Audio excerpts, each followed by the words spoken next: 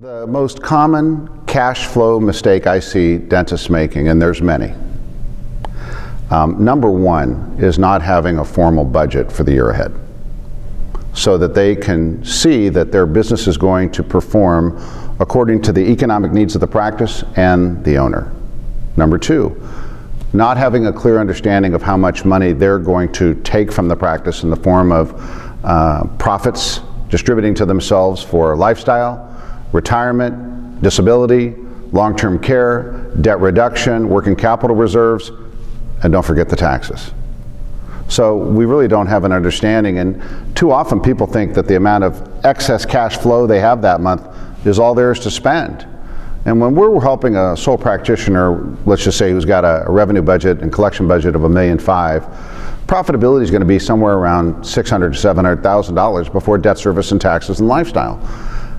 I encourage that owner to make sure they don't take personally more than 20% of that amount for them to spend personally, because in many states, half of it's going to go to taxes, federal and state level, and then the balance is going to go towards working capital reserves, paying off debt. Don't forget retirement. With the rates of return we're earning personally on investment accounts, you know, when we do retire, we're not going to get just a return on investment. That'll be a little amount. We're going to be taking a return of our investment to fund our lifestyle and retirement. So the first mistake is number one, not having an accurate plan.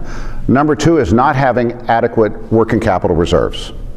I read a book once called Business at the Speed of Thought by Bill Gates, one of the richest men on the planet. You never know based on valuations, but he said when he took Microsoft public, he put 2 years worth of his employee wages in a bank account.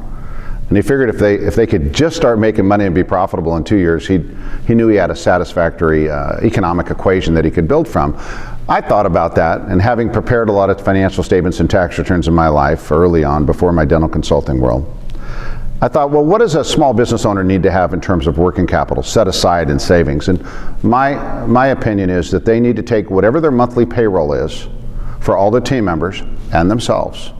So for a sole practitioner producing $100,000 a month, that can be $40,000, $45,000, $50,000 times 2, and that's how much money they need to have in savings, and they should never touch it. That's your working capital reserve, called your rainy day fund, my dad used to call it.